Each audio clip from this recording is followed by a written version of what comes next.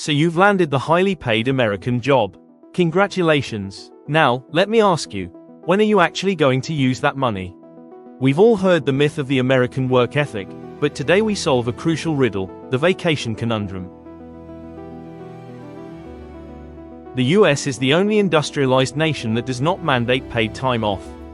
Poland, meanwhile, guarantees a minimum of 26 paid days and 13 national holidays. This is more than just a difference in days, it's a difference in philosophy, and it affects your wallet, your health, and your very soul. To my American viewers, 2 weeks off is not a vacation. It's time to catch up on your emails. By the way, do you even have guaranteed 2 weeks off? Please, tell me down in the comments section.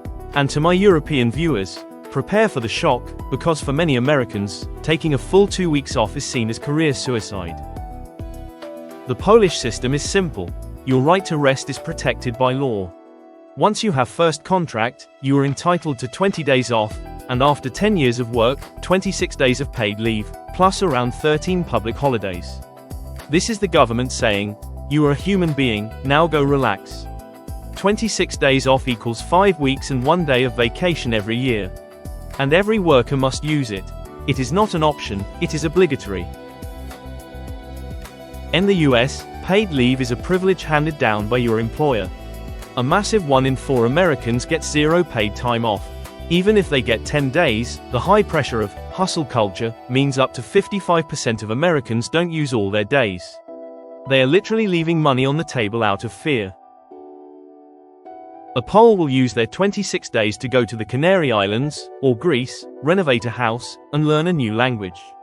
An average American will use their 10 days to stay home, finally clean the garage, and spend half of it replying to emails. That, my friends, is the true cost of hustle culture. And here you go, actual prices for an all-inclusive, 7 days vacation on a beautiful island of Tenerife. Around $1,000 to $1,200. Check American prices for yourself. I am showing you some footage from Egypt. I went there with my son, and the 16 days trip with all the food, tickets, accommodations and flights was under $2,500. Where would you go for that price?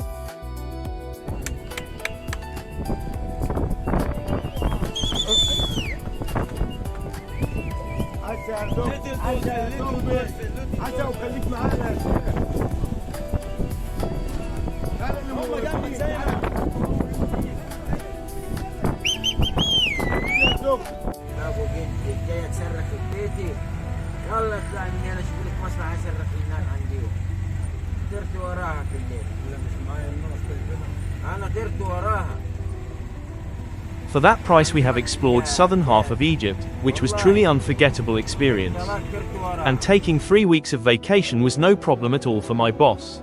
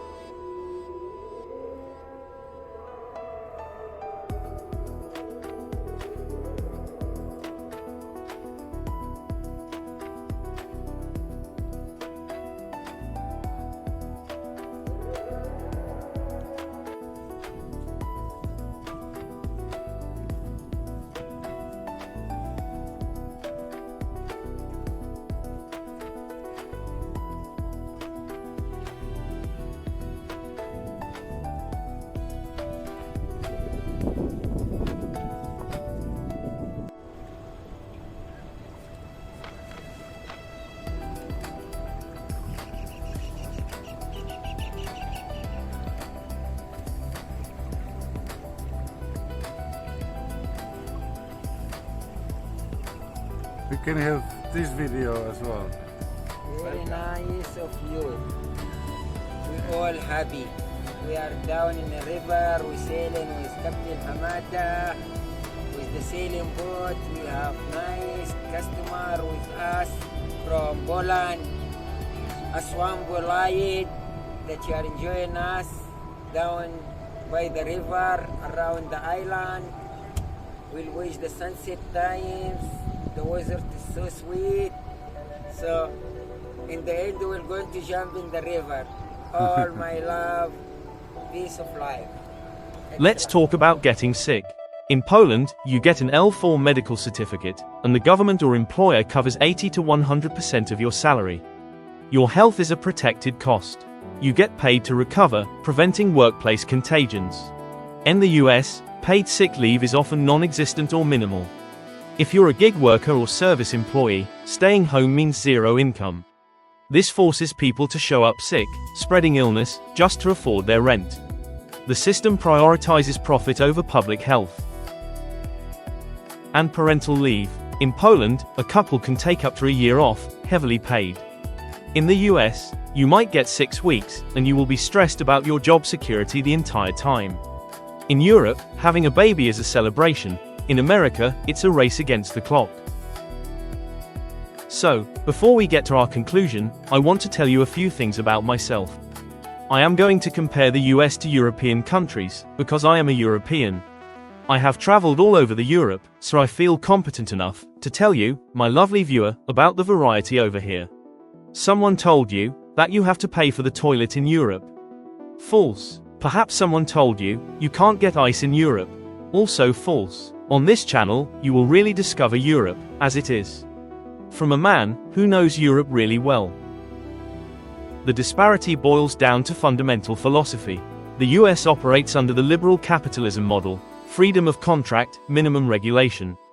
Companies argue that mandating PTO is too expensive and restricts market growth.